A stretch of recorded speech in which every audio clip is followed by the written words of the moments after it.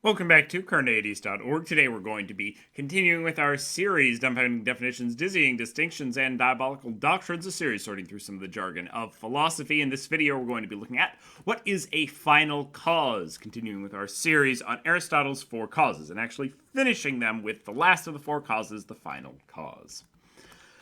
The last of Aristotle's four causes is the final cause. This is the cause which has to do with the goal, purpose, or telos of an object. That's where teleology comes from. This cause is meant to answer the question around why someone made a cup. For what purpose? The final cause of the cup could be to have something to drink out of. The final cause of going for a walk might be to enjoy the sunshine, or it might be to become healthier. The final cause is all about the reasoning behind something. This is the sake for which the production of that object, the efficient cause, was done. The final cause of a house may be to provide shelter. Now, Aristotle is going to want to separate the idea of a cause from particular human desires. So he's going to say that individual objects have some final cause, some purpose, completely separate from human desires. A house intrinsically has the purpose of providing shelter, even if someone built it just to set it on fire or just to use as a movie set. Aristotle wants the final cause and the efficient cause to be able to be separated from these desires so that they can be used to talk about the natural world as well. When the natural world doesn't have humans going around creating things with desires, rather, things have purposes completely separate from our desires about them. That's what Aristotle is going to try to argue for. I'm not completely sure that he succeeds, but we'll talk about that in a second. So, the final cause of an ice cube is to cool down a drink. The final cause of a book is to entertain and educate a reader. The final cause of a flower is to become pollinated and make more flowers.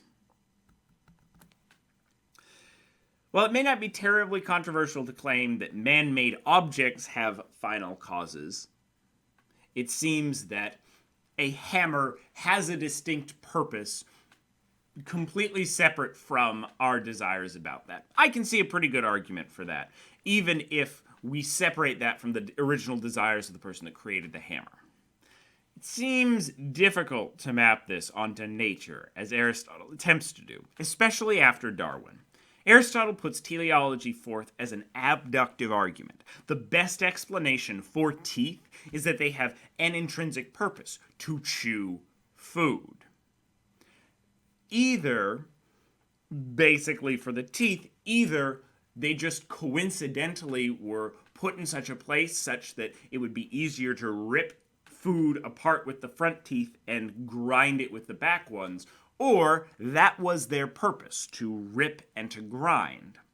Since Aristotle is suspicious of this coincidence, he's going to say that there must have been a purpose.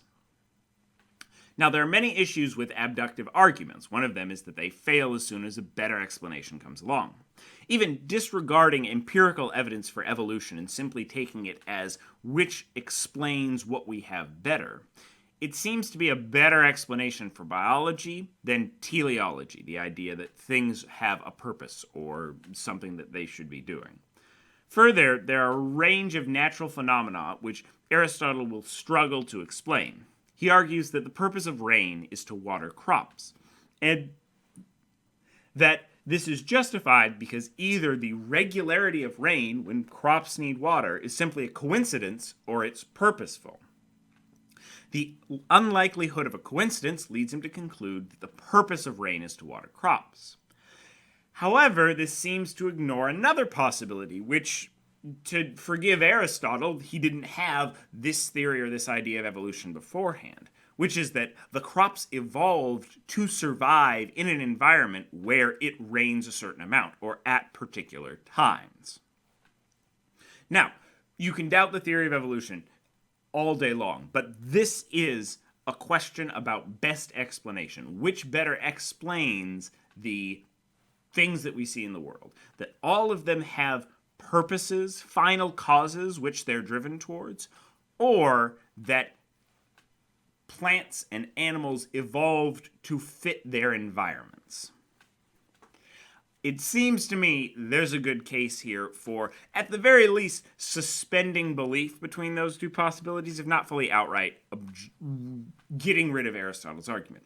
Like I said, it's one of the biggest problems with abductive arguments. As soon as a better explanation comes along, your argument's out the window. What do you think? Do all objects in nature have a purpose? What about all man-made objects? Did those have a purpose? And can we separate that purpose from human desire?